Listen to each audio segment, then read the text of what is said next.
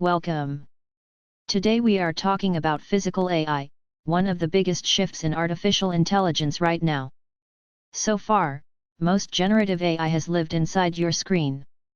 It writes text, makes images, answers questions. Physical AI is different. It moves things in the real world. It powers robots, arms, and humanoids that can see, plan, and act. In the next few minutes, we will cover what it is, how it works, the key tools, and where it is being used. Let us start with a simple definition. Physical AI means AI systems that perceive the real, physical world and take physical actions inside it. Think of a robot arm sorting parcels, a warehouse robot avoiding people, or a humanoid folding laundry. The AI is not just answering a question.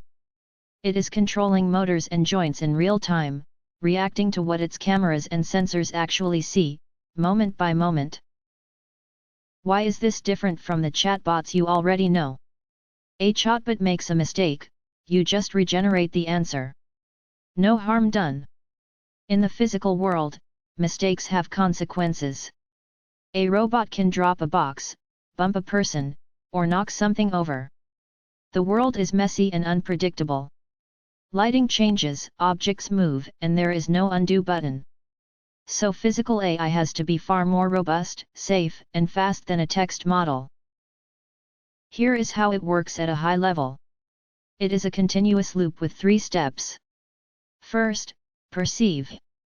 Cameras, depth sensors, and touch sensors capture the scene. Second, reason. The AI builds an understanding of what is around it and decides what to do next. Third, act. It sends commands to the motors to move. Then it perceives again.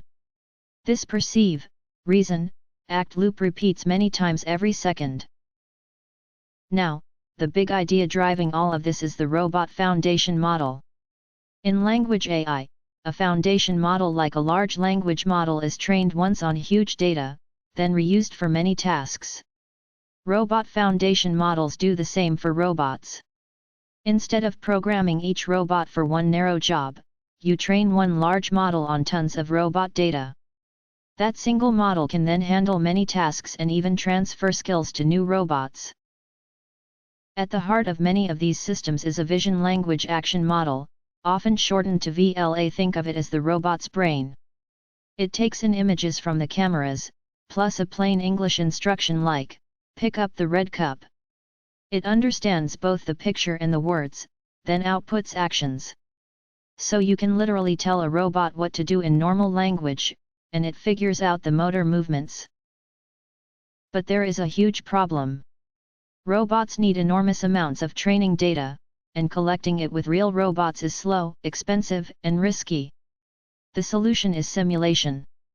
Engineers build a detailed virtual world, a digital twin, where thousands of simulated robots practice tasks at once, day and night. This generates synthetic training data cheaply.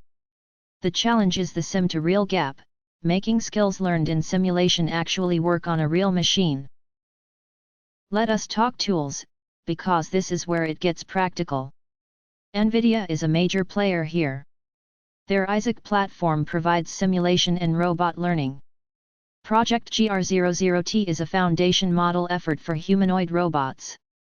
Cosmos provides world foundation models that help robots predict how the world will behave. And there are open frameworks like Isaac Lab for training and benchmarking robot policies in simulation before deploying them. Let us walk through a typical workflow so it feels concrete. Step 1, you build or load a simulated environment. Step 2, you generate lots of synthetic data by having virtual robots practice. Step 3, you train a robot foundation model or a vision language action model on that data. Step 4, you test and benchmark the policy in simulation. Step 5, you deploy it to a real robot and fine-tune with a smaller amount of real-world data. Of course, there are real challenges. Safety is number 1, because these machines share space with humans. The sim-to-real gap is hard, since the real world never perfectly matches the simulation. Latency matters, because the robot must react in milliseconds. And generalization is tough, getting a robot to handle objects and rooms it has never seen before. These are active research areas, not solved problems. So where is physical AI actually used today? Warehouses and logistics, where robots pick, pack, and move goods. Manufacturing, for assembly and inspection.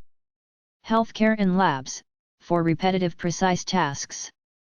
And the most eye-catching area, humanoid robots, which many companies are racing to build for general-purpose work. Analysts often call this the next frontier after language models, where intelligence finally meets the physical world. Let us recap.